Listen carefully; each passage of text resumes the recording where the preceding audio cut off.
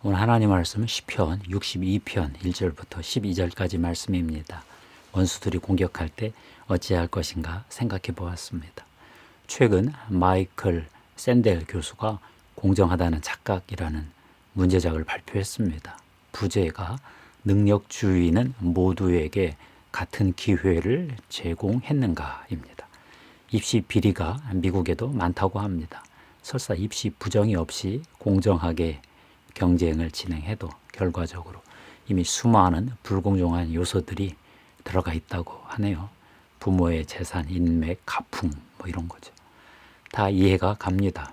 성공한 자들은 자기 능력으로 공정하게 성공했다는 착각에서 벗어나라 이런 뜻도 있고요.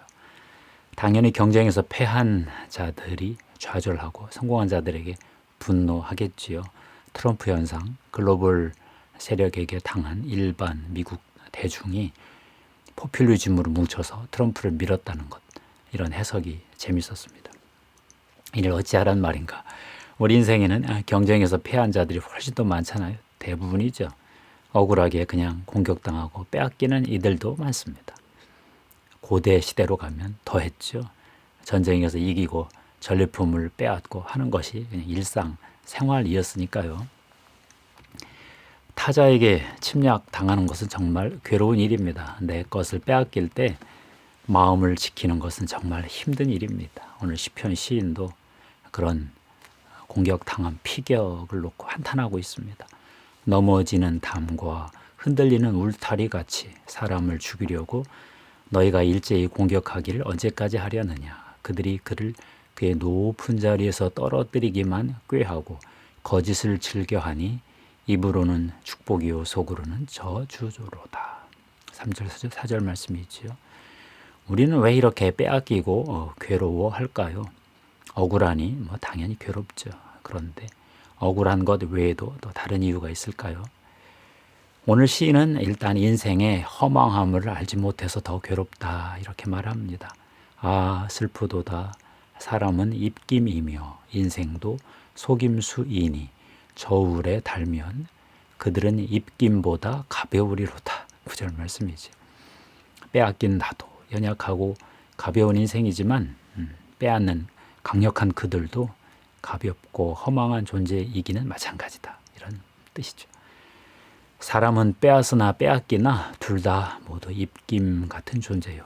속임수 같은 생을 산다는 것입니다. 참 동의하기 어렵죠. 그래도 가만히 생각해 보면 아니라고 말하기도 어렵습니다.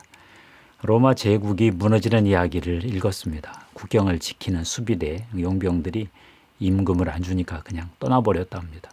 그러니 게르만 민족들이 그냥 무혈 입성을 한 거죠. 자기들이 원하는 곳에 정착하고 또 자기들 부족 국가를 만들어 가기 시작한 거죠. 시저 카이사르 황제 위엄은 다 날아갔습니다. 군인들 임금을 지불하지 못하니 그냥 무너진 거죠. 역사에서 패권 제국은 다 그렇게 무너졌습니다. 현재 미국만 버티고 있는데 어찌 될지 누가 알겠습니까? 미국의 패권이 무너진 후 세계 질서가 더 우려가 되긴 하지만 말입니다. 인생의 허망함을 알면 빼앗겨도 덜 고통스러울 수 있습니다. 오늘 시인은 이렇게 권고합니다. 포악을 의지하지 말며 탈취한 것으로 허망하여 지지 말며 재물이 늘어도 거기에 마음을 두지 말지어다. 10절 말씀이죠. 무슨 말입니까? 폭력에 폭력으로 같이 싸우지 말라는 뜻이죠. 재물이 늘어도 거기에 마음을 두지 말라. 같이 탈취한 것으로 허망하게 또 싸우다가 망하지 마라. 내 것을 빼앗는 자들과 싸우지 말라. 이렇게 해석을 해봅니다. 내가 힘이 없어 빼앗긴 것입니다. 그가 힘이 있어서 빼앗은 것입니다. 이미 빼앗겼으니 마음이라도 빼앗기지 말아야 되겠다. 이런 묵상이 됩니다.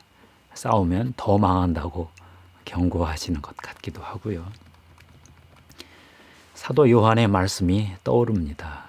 이 세상이나 세상에 있는 것들을 사랑하지 말라. 누구든지 세상을 사랑하면 아버지의 사랑이 그 안에 있지 아니하니 이는 세상에 있는 모든 것이 육신의 정욕과 안목의 정욕과 이생의 자랑이니 다 아버지께로부터 온 것이 아니요 세상으로부터 온 것이라. 이 세상도 그 정욕도 지나가되 오직 하나님의 뜻을 행하는 자는 영원히 거하느니라. 요한 1서 2장 15절 16절 말씀입니다. 폭력적인 권력도 허망합니다. 재물도 허망합니다. 재산도 날아갑니다. 사도 요한 말씀은 지나가는 것은 지나가게 하라, 그런 뜻으로 소화가 됩니다. 그러면 우리는 어떻게 해야 우리의 것을 빼앗는 그 공격자와 다투지 않고 살 수 있을까요? 첫째, 오늘 시인은 하나님의 심판이 있음을 인정하라 이러시네요. 하나님이 한두 번 하신 말씀을 내가 들었나니 권능은 하나님께 속하였다 하셨도다. 주여, 인자함은 주께 속하오니 주께서 각 사람이 행한 대로 갚으심이니이다. 11절 12절 말씀이죠.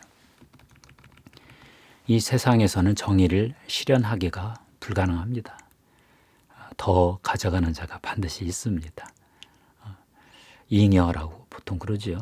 공산주의 경제에서 국가가 자본주의 사회의 자본가보다 두세 배 더 가져간다, 그런 말을 들었습니다. 공산당원 그들만 잘 살고 만다는 거죠. 은혜로 선물을 베풀지 않는 한 불의를 뒤집기 어렵습니다. 인간들끼리 정의에 대해서 타협하기가 정말 어렵습니다. 세상이 불의하니 당연히 공정하신 하나님이 심판하실 수밖에 없지요. 그래서 수많은 제국들이 명멸을 거듭하는 것입니다. 이 땅에서 다 이루어지지 않은 심판은 내세에서라도 하십니다. 둘째, 오늘 말씀은 나의 영혼을 불러야 한다 이렇게 말씀하네요.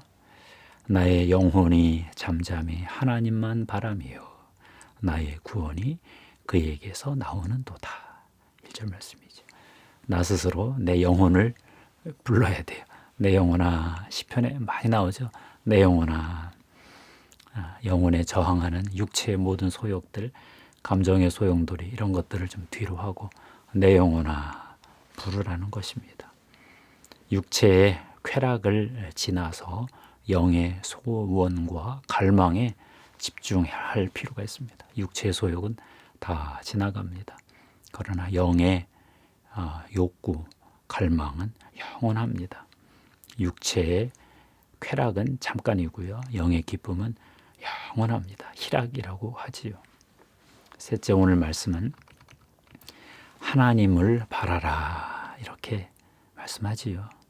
나의 영혼아 잠잠히 하나님만 바라라. 무릇 나의 소망이 그로부터 나오는 도다. 오직 그만이 나의 반석이요 나의 구원이시요 나의 요새이시니 내가 흔들리지 아니하리로다. 나의 구원과 영광이 하나님께 있으며 내 힘의 반석과 피난처도 하나님께 있도다. 5절 7절 말씀입니다. 하나님 그분이 다 해결하실 것입니다. 그러니 하나님 이외에 다른 것 바라보아 봤자 아무 소용이 없습니다.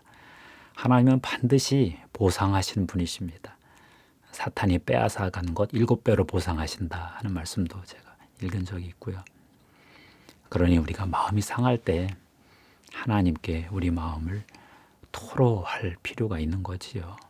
백성들아 시시로 그를 의지하고 그의 앞에 마음을 토하라. 하나님은 우리의 피난처시로다. 8절 말씀. 우리의 상한 마음, 상처난 마음, 억울한 마음 이런 것을 토로 표현하다 보면 하나님이 벌써 그 임재로 다가오십니다. 하나님의 임재는 우리를 불편하게도 하지만 치유해 주십니다. 우리의 잘못을 지적하시기도 하시지만 위로해 주십니다. 십자가에 못 박혀 달려있는 예수 그리스도가 생각이 납니다. 로마 제국은 지역 귀족들, 엘리트들을 통해 다스렸지요. 세금만 내라. 그러면 너희들의 지역의 통치권은 보장해 주겠다. 총독 중간중간에 천부장, 백부장을 파송해서 어떤 국경 이런 거, 치안 이런 거, 유지해 주고요. 큰 권력을 가지고 작은 강도들을 제압해 준 거지요. 지역 엘리트들은 대개 불의한 자들이었습니다. 불의한 성공자들, 부자들이었습니다. 예수님 당시에는 예루살렘 성전 체제를 다스리고 있던 대제사장들, 사두개인들, 그들이 그랬습니다. 로마 제국은 자기들이 그 큰 제국을 다 통치할 수 없으니까 이런 불의한 지역 엘리트들을 통해서 그 주민들을 통제하고 착취하고 그랬던 거지요. 그것이 로마의 평화였습니다. 그러니까 예수님 당시 한쪽에는 로마의 위장된 평화가 있고 또 한쪽에는 로마의 하수인 지역 귀족 엘리트 계층이 있었던 거지요. 그런데 영적으로 다시 또 보면 그 뒤에는 사탄 마귀가 있었지요. 그들은 함께 힘을 합쳐서 예수 그리스도를 십자가에 못 박았습니다. 목숨을 빼앗기고 있는 예수 그리스도, 그분은 하나님 아버지만 바라보셨습니다. 그들이 하는 짓을 모르니 주님 용서해 주세요, 이런 기도도 하셨고요. 그들은 정말 자기들이 무슨 짓을 하고 있는지 몰랐습니다. 자기들의 기득권, 권력, 소유, 영향력 이런 것을 지키는 것 외에는 관심이 없었습니다. 그런데 예수 그리스도는 하나님만 바라보셨습니다. 하나님이 이 땅을 직접 통치하시기 위해서 하나님의 왕권이 이 땅에 직접 실현되는 영역들을 만들기 위해서 하나님 백성의 마음이 하나님이 거하시는, 하나님의 영이 거하시는 거처, 성전이 되게 하는 그런 시대를 여시기 위해서 이 일이 꼭 필요하다고 알고 하나님만 바라보셨습니다.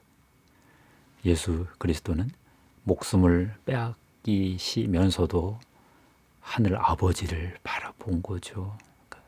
우리는 이 땅에서 이것저것 빼앗기지만 목숨까지 아닌 적도 많고, 예수 그리스도가 이미 이 땅에 십자가를 통해서 하나님이 직접 통치하시는 어떤 시대를 여셨으니까 내가 마음을 열고 주님 바라보고 성령을 초대해서 하나님만 바라보고 하나님의 보상을 받고 하나님의 의를, 하나님의 정의가 실현되는 것을 경험하는 것을 충분히 볼 수 있습니다.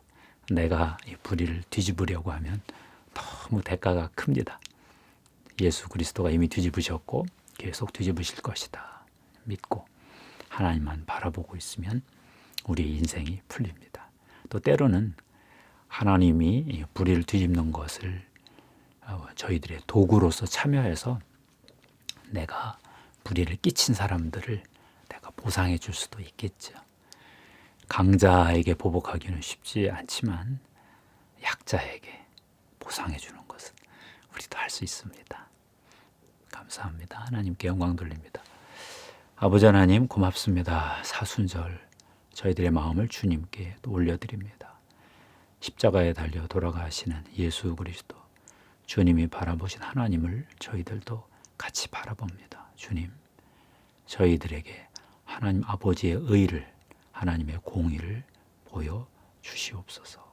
이미 예수 그리스도가 이루셨습니다. 십자가의 보혈을 우리 성도들에게 뿌리고 덮습니다. 성령님 기름 부어 주시옵소서. 공의의 기름 부음으로 임하시옵소서. 우리 구주 예수님의 이름으로 기도하옵나이다. 아멘.